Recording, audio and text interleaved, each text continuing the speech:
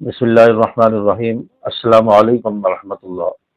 شہداء اسلام کانفرنس اسلام آباد میں علامہ غازی اورنگزیب فاروقی صاحب نے شیعہ کی کھل کر چھترول کی ہے پارا چنار بوشہرہ پارا چنار کے مسئلے پر، کہ شیعہ آئے روز جو یزید کو گالیاں دیتے ہیں، یزید کو برا کہتے ہیں کہ وہ ظالم تھا، فلاں تھا۔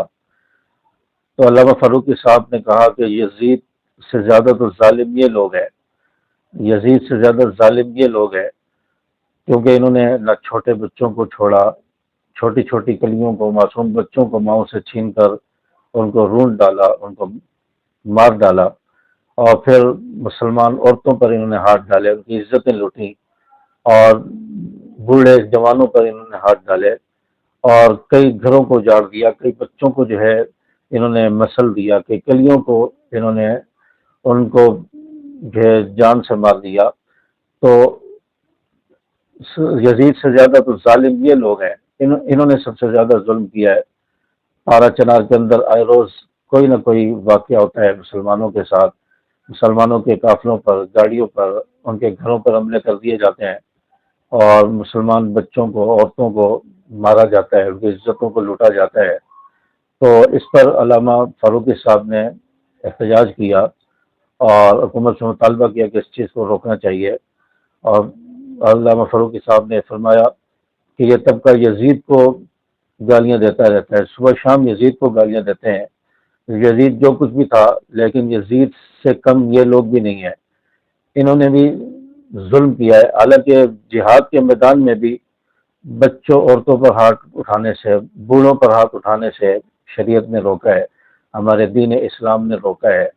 کافروں کے بچے ہی کیوں نہ ہو، منع کیا آپ صلی اللہ علیہ وسلم نے کہ بچوں، عورتوں اور بوڑھوں پر ہاتھ نہیں اٹھانا۔ تو یہ لوگ تو اسلام کی دھجیاں اڑا رہے ہیں اور کہتے ہیں کہ ہم مومن ہیں، مسلمان ہیں۔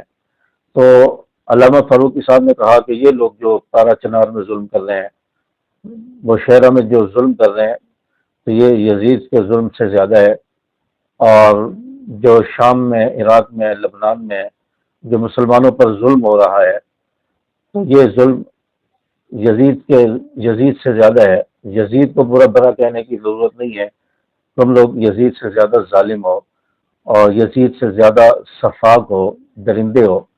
تو علامہ فاروقی صاحب نے جو ہے اہل تشیع کو آڑے ہاتھوں لیا، ان کی چھترول کی، اور علامہ فاروقی صاحب کا کہنا تھا کہ ان واقعات کو رکنا چاہیے، حکومت کو اس پر نوٹس لینا چاہیے، اور ایرانی امام پر یہ ساری باتیں، سارے کام ہو رہے ہیں۔ تو پارا چنار کے مسلمانوں کو ظلم سے بچانا چاہیے، وہاں کی ماں بہنوں، بیٹیوں کی عزتوں کو بچانا چاہیے، ان کی حفاظت کرنی چاہیے۔ اور گزشتہ دنوں ایک اہل تشیع کی طرف سے ایک ڈنڈورا پیٹا گیا، ایک واویلا تھا، اور سوشل میڈیا پر ویڈیو گردش کر رہی تھی کہ وہاں پر شیعہ جو میتیں ہیں ان کو دفنانے نہیں دیا جا رہا، پارا چنار کے قبرستان میں شیعوں کی میتوں کو دفنانے نہیں دیا جا رہا۔ تو یہ بہت بڑا ظلم ہو رہا ہے، یہ دنیا میں کہیں نہیں ہوا کہ کسی کی میت کو ان کے آبائی علاقے میں، قبرستان میں دفنانے نہ دیا جائے۔ تو شیعوں کے ساتھ یہ ظلم ہو رہا ہے، وہاں کے لوگ جو ہے یہ ظلم کر رہے ہیں، ان کی میتیں وہاں دفنانے پر پابندی لگا دی ہے اور دفنانے نہیں دے رہے ہیں۔ اور پھر اس شیعہ طبقے کی طرف سے جس شخص نے یہ ویڈیو جاری کی، اس نے کہا، اس نے سارا الزام جو ہے اہل سنت پر لگا دیا کہ اہل سنت اہل تشیع کے اوپر حملے کر رہے ہیں، اہل تشیع کی املاک کو نقصان پہنچا رہے ہیں اور ان پر ظلم کر رہے ہیں۔ حالانکہ ظلم کرنے والے، سب کچھ کرنے والے اہل تشیع کے لوگ ہیں، اور الزام جو ہے وہ سنیوں پر، اہل سنت پر لگایا جا رہا ہے، اور اس پر ڈنڈورا پیٹا جا رہا ہے۔ اور یہ ان کا وتیرہ رہا ہے، یہ ان کی عادت رہی ہے کہ سب کچھ کرنے کے بعد سارا ملبہ، سارا کچھ وہ سنیوں پر ڈال دیتے ہیں، جن کا نقصان ہوتا ہے ان پر ڈال دیتے ہیں۔ یہ ان کا وتیرہ رہا ہے۔ اور اس کی مثال ایسے ہے کہ ایک شخص کے پاس ایک بکری تھی اور ایک بندر تھا، تو وہ شخص آٹا گوندھ کر رکھتا اور روزانہ آٹا کم ہو جاتا۔ وہ شخص پریشان ہوا کہ آٹا کم کیوں ہو جاتا ہے، آٹا کہاں جاتا ہے؟ چنانچہ اس نے ایک دن غور کیا، دیکھا کہ آٹا بکری کے منہ پہ لگا ہوا ہے۔ بندر کا منہ صاف ہے، بکری کے منہ پر آٹا لگا ہے۔ تو اس شخص نے کہا کہ بکری نے آٹا کھایا ہے، کیونکہ بندر بڑا چلاک تھا، وہ آٹا کھا کر اپنا منہ صاف کر کے آٹا بکری کے منہ پہ لگا دیتا تھا، تاکہ لوگ وہ مالک جو ہے وہ یہ سمجھے کہ بکری نے آٹا کھایا ہے۔ چنانچہ کچھ دن ایسا ہوتا رہا، بکری کو مالک مارتا کہ وہ آٹا کھا جاتی ہے۔